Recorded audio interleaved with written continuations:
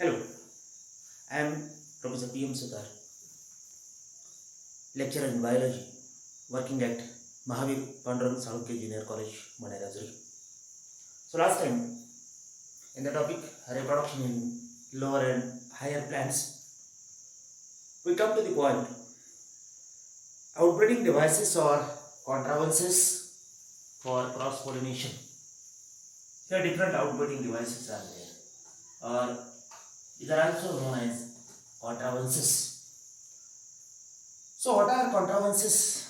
What are special modifications in the plants which ensures for cross-pollination? But before this, I have to summarize some feedback or the revision from the last pollination. As pollination, we have already studied the transfer of pollen grains from anther to receptive stigma, and in pollination, that pollination may be self-pollination, that pollination may be cross-pollination. For self-pollination, the pollinating agents are not required, but for cross-pollination, different pollinating agents are required. आता cross pollination मध्ये वेगवेगळ्या pollinating एजंटची आवश्यकता आहे. परागीभवनासाठी मदत करणाऱ्या एजंटची आवश्यकता, ज्याची विभागणी आपण अबायोटिक पॉलिनेटिंग एजंट्स, अजैविक घटक ज्याच्यामध्ये वाऱ्यामार्फत परागीभवन, ॲनिमोफिली टाइप ऑफ पॉलिनेशन, पाण्याच्या मदतीने पाण्यामार्फत पॉलिनेशन ज्याच्यामध्ये हायड्रोफिली टाइप ऑफ पॉलिनेशन बघितलं. Then pollination by biotic agents, काही जैविक घटक जे आहेत की ज्या जैविक घटकामध्ये इन्सेक्ट पॉलिनेशन, कीटकांच्या मदतीने जे पॉलिनेशन होतं, अँड डेमोफिली टाइप ऑफ पॉलिनेशन, बर्डच्या माध्यमातून पॉलिनेशन होतं, ऑर्निथोफिली टाइप ऑफ पॉलिनेशन, वटवाघळाच्या माध्यमातून पॉलिनेशन होतं, chiropterophily type of pollination. So these are different biotic agents responsible for pollination. हे वेगवेगळे जैविक घटक की ज्याच्या मदतीनं, ज्यांच्या माध्यमातून परागीभवन या प्रक्रियेला मदत होते, परागीभवन ही प्रक्रिया पूर्ण होते आणि परागीभवनानंतर मग ती फलधारणा किंवा बीजधारणा ही प्रक्रिया होते. And lastly we have discussing different advantages of the self pollination. Self पॉलिनेशनचे काही फायदे आहेत की त्या फुलामधील परागकण त्याच फुलामधल्या स्टिग्मावर रुजल्यानंतर जे फळ तयार होतं, जे बी तयार होतं, स्वतःच्या पॉलिनेशनमधून त्याचे काही फायदे आहेत, काही तोटे सुद्धा आहेत. तसंच क्रॉस पॉलिनेशनमध्ये काही फायदे आणि काही तोटे बघितले. आणि सेल्फ पॉलिनेशन आणि क्रॉस पॉलिनेशन तुलनात्मक दृष्ट्या याच्यामध्ये आपण बघितल्यानंतर the cross pollination is more beneficial than the self pollination. Cross pollination ही प्रक्रिया जास्त फायदेशीर आहे सेल्फ पॉलिनेशनपेक्षा. आता का? तर सेल्फ पॉलिनेशनमधून नवनिर्मिती होत नाही, इव्हॉल्युशन होत नाही, जेनेटिक डायव्हर्सिटी जी आहे ती जेनेटिक डायव्हर्सिटी निर्माण होत नाही सेल्फ पॉलिनेशनमध्ये. सातत्यानं मात्र वृक्षामध्ये परागीभवन होत जातं आणि सातत्यानं पिढ्यानपिढ्या एकसारख्या प्रजातीची निर्मिती होते सेल्फ पॉलिनेशनमध्ये. सातत्याने तीच प्रक्रिया, तशाच जेनेटिक सिमिलॅरिटी जी आहे ही सातत्याने एकसारखी प्रजात निर्माण होते. मग इथं जेनेटिक डायव्हर्सिटी तयार होत नाही. उदाहरणार्थ आता एकसारखा रंग आहे, समजा लाल रंग आहे आणि तोच रंग आपण रंगवत गेलो तर रंगामध्ये इथं भिन्नता येणार नाही आहे. परंतु या लाल रंगाच्या जवळपासचा रंग समजा इथं दुसरा एकाला घेतला तर तो याच्यासारखाही नसणार आणि याच्यासारखाही नसणार, कारण दोघाच्या मिक्सरमधून, दोघाच्या संयोगामधून तयार झालेला हा रंग असेल की जो नाविन्य असेल किंवा नवनिर्मिती असेल, ही नवनिर्मिती इथं होईल.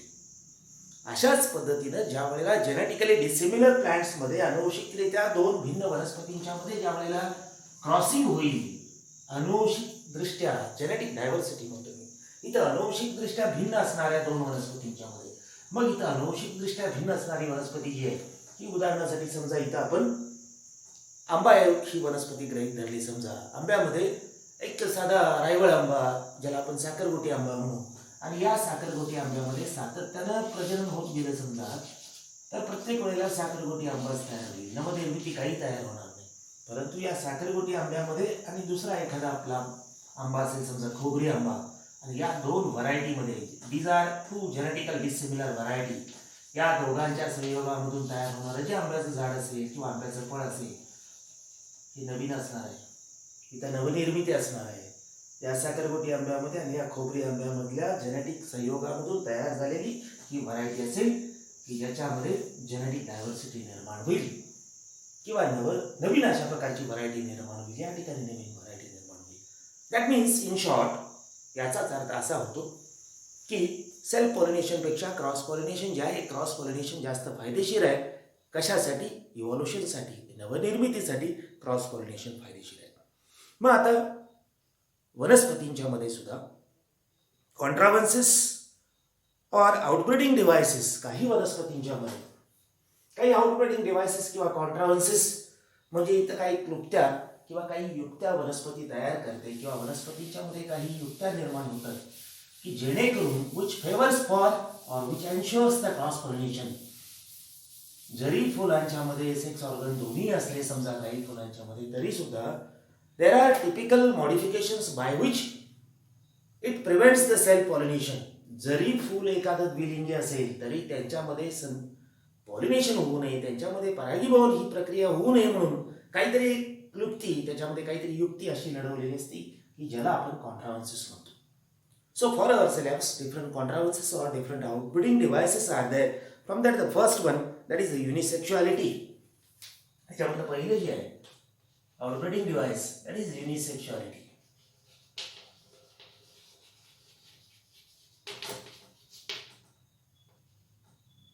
As uni means single, sexuality means sex organs. In the flower, bisexual conditions are there. In bisexual द्विलिंगी फूल जे आहे याच्यामध्ये अँड्रोशियम मेल रिप्रोडक्टिव्ह स्ट्रक्चर आहे, गायनोशियम फिमेल रिप्रोडक्टिव्ह स्ट्रक्चर आहे.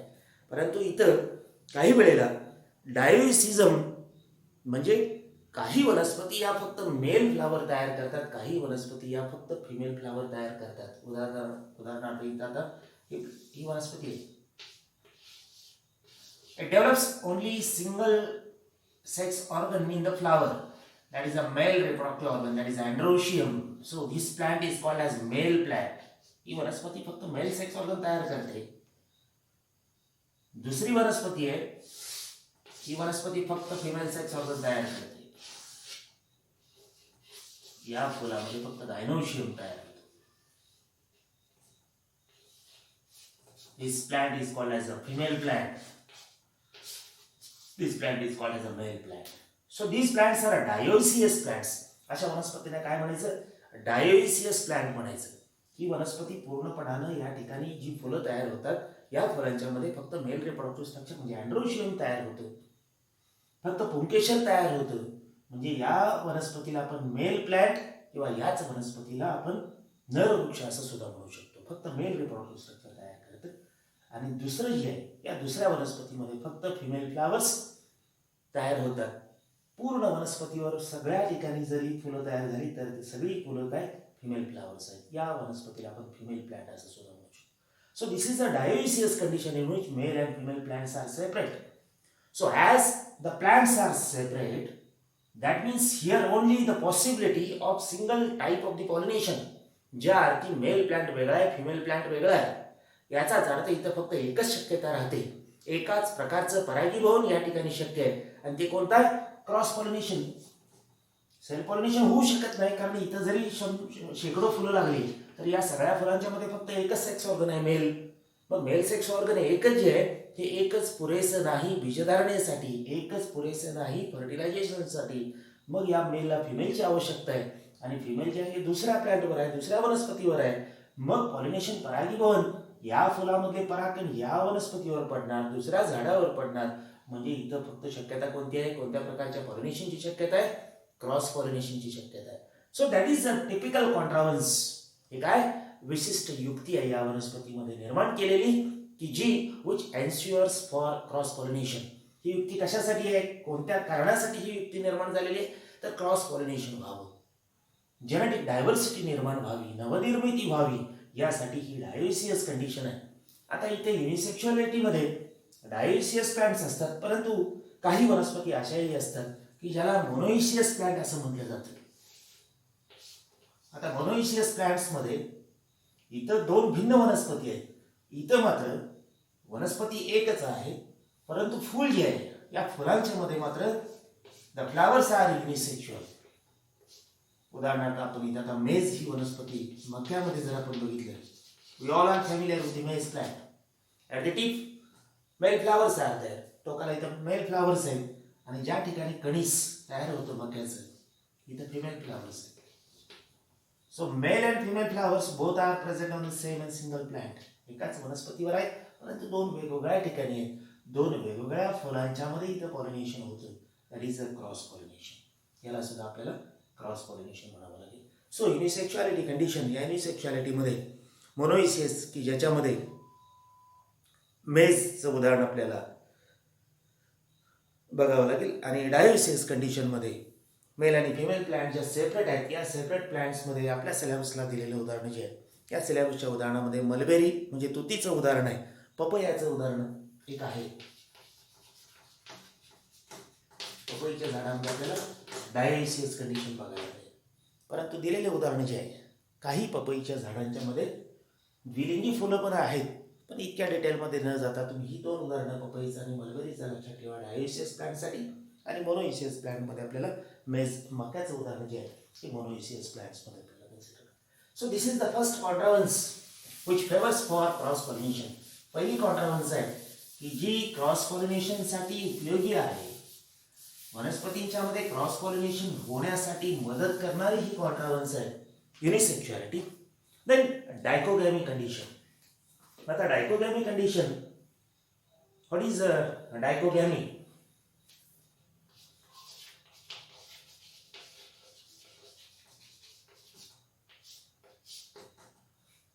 आता डायकोगॅमी प्लांट्स मध्ये though the flower is bisexual. जरी समजा या डायकोगॅमस प्लांट मध्ये फूल जरी बायसेक्शुअल असेल, फुल बायसेक्शुअल म्हणजे काय, फुलामध्ये दोन्ही सेक्स ऑर्गन आहे, अँड्रोशियम पण आहे मेल रिप्रोडक्टिव्ह स्ट्रक्चर आणि गायनोशियम फिमेल रिप्रोडक्टिव्ह स्ट्रक्चर दोन्ही आहे, दोन्ही सेक्स ऑर्गन इथं आहे. मग नॅचरली नॉर्मली आपण कसा विचार करू की दोन्ही सेक्स ऑर्गन ह्याच्यामध्ये याच फुलामधले परागकण या फुलामध्ये रुजू शकतात, सेल्फ पॉलिनेशन होऊ शकतं, सेल्फ पॉलिनेशन होऊ शकतं असं मी म्हणतो. परंतु डायकोगॅमी कंडिशन म्हणजे काय पहा, though the male and female reproductive structures are present in the same and single flower, both are not matures at the same time. दोन्हीही एकाच वेळेला मॅच्युअर होत नाहीत. मग काय, समजा मेल रिप्रोडक्टिव्ह स्ट्रक्चर अगोदर मॅच्युअर होत असेल, याच्यामध्ये पुन्हा दोन प्रकार आहेत, एक प्रोट्रॅन्ड्री आणि दुसरं प्रोटोगायनी.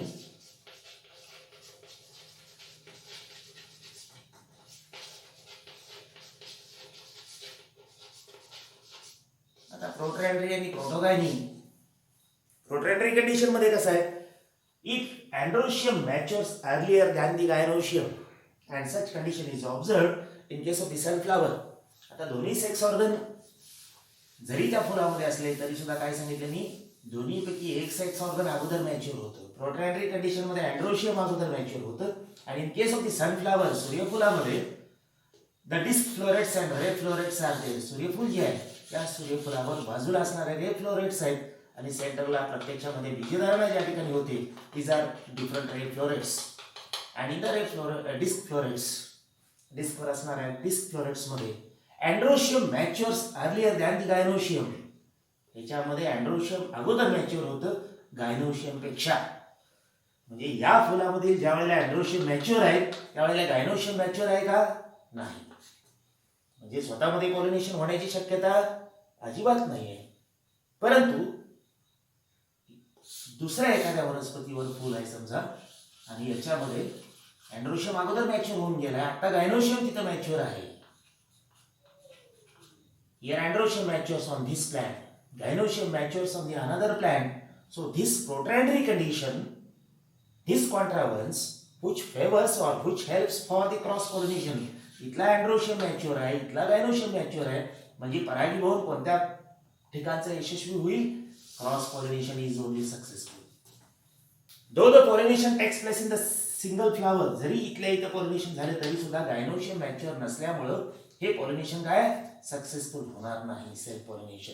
मग पॉलिनेशन कोणतं सक्सेसफुल होईल, क्रॉस पॉलिनेशन सक्सेसफुल होईल. So that is a dichogamous condition, and in dichogamous the protandry condition observed in the sunflower. सूर्यफुलामध्ये आपल्याला प्रोट्रॅन्ड्री कंडिशन जी आहे ही कंडिशन बघावी लागेल. Then protogyny condition in case of the Gloriosa. आता ग्लोरिओसा की ज्याला मराठीमध्ये अग्निशिखा असं म्हणलं जातं,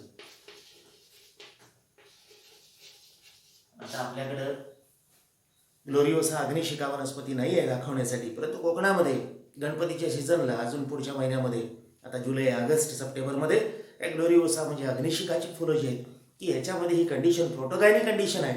gynoecium matures earlier than the androecium. Female reproductive structure matures earlier than the male reproductive structure, that is a protogyneic condition. That means in both the types, म्हणजे डायकोगॅमस condition मध्ये काय आहे, जरी वनस्पती बायसेक्शुअल फ्लावर तयार करत असेल तरी सुद्धा मेल आणि फिमेल एकाच वेळेला मॅच्युअर होत नाही. Either male matures earlier, protandry condition, either female matures earlier, that is the protogynic condition. That means maturation time period in the flower is different, which helps for cross pollination. आता दोन्हीच्या पक्वतेमध्ये maturation मध्ये भिन्नता असल्यामुळे इथं कोणता प्रकार आहे, फक्त क्रॉस पॉलिनेशन प्रकार आहे. That is the second contrivance dichogamy condition. Then prepotency is the third कॉन्ट्राव्हन्स.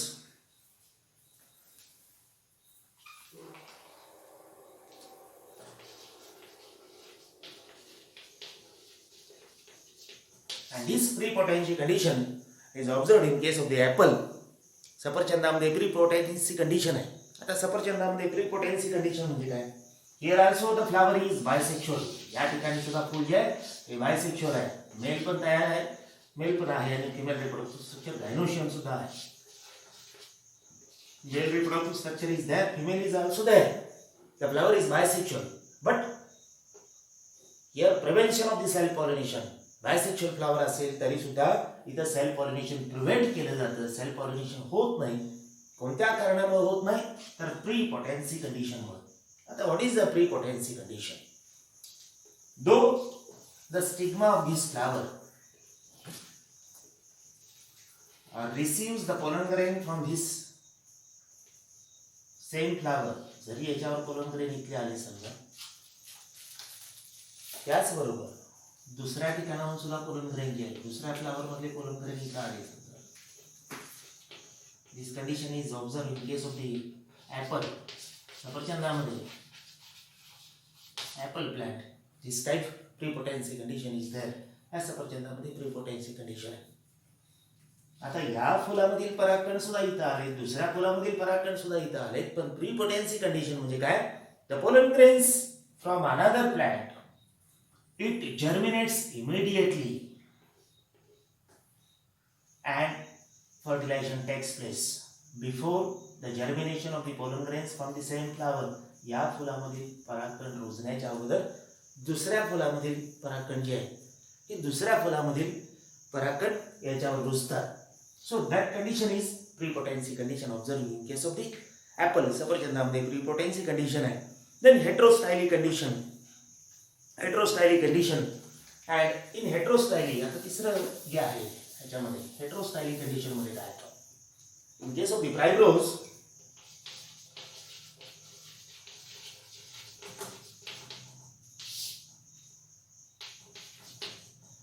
here the word heterostyly itself indicates its meaning, the style of different length, the style of different height. या primrose मध्ये जी style आहे, stigma style आणि ओरी मधली style, या स्टाईलची height वेगवेगळी 2 ते 3 प्रकारचे मॉर्फॉलॉजिकल टाइप्स आपल्याला या प्राइमरोज मध्ये बघायला मिळतात. Here the style is longer one, here the style is shorter one. So this condition, आता स्टॅमेन्स वर आहे, स्टाईल खाली आहे, इथं स्टाईल खाली आहे, स्टॅमेन्स खाली आहे, स्टाईल वर आहे. So such morphological differentiation is there. The style of different length is there, which favors for cross pollination. मग अशा प्रकारे जर कंडिशन असेल तर या ठिकाणचे परागकण इतर रुजू शकत नाही. या ठिकाणचे परागकण याच लेवलला म्हणजे दुसऱ्या फुलामध्ये रुजणार. So this heterostylic condition, which also favors for cross pollination, and that heterostylic condition is observed. He heterostylic condition आपल्याला प्राइमरोज मध्ये बघायला मिळते. Then hercogamy, next controversy, that is hercogamy.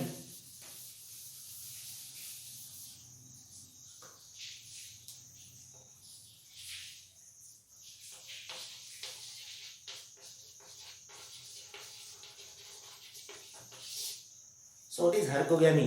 This hercogamy is a mechanical device to prevent the self pollination. Hercogamy condition मध्ये एक mechanical device आहे की जे self pollination prevent करते. and this is observed in case of the plant Calotropis. आता रुई या वनस्पतीमध्ये हार्कोगॅमी condition आहे. आता हार्कोगॅमी कंडिशन इथं फ्लोरल मॉडिफिकेशन जे आहे, this is a physical barrier. इथं फिजिकल बॅरियर आहे. काय फिजिकल बॅरियर आहे? In short, I have drawn the diagram to explain only. This is the flower of the Calotropis रुईमध्ये.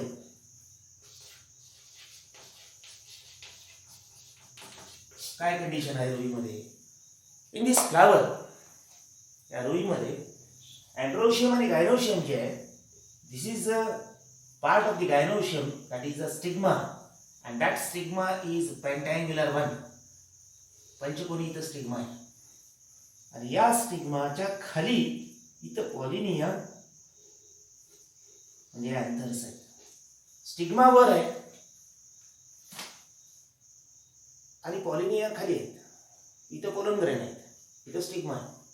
आणि परागीभवन या प्रक्रियेमध्ये कसं आहे, the pollen grains must be deposited on the stigma. Pollen grain कुठं पडायला पाहिजे? स्टिग्मावर पोलन ग्रेन पडायला पाहिजे. मग आता this is a mechanical or physical barrier. हे एक मेकॅनिकल किंवा फिजिकल बॅरियर आहे. इथले पोलन ग्रेन इथं खाली पडणार, इथले पोलन ग्रेन वर येणार नाहीत, वर येऊ शकत नाहीत. That is a mechanical or physical barrier.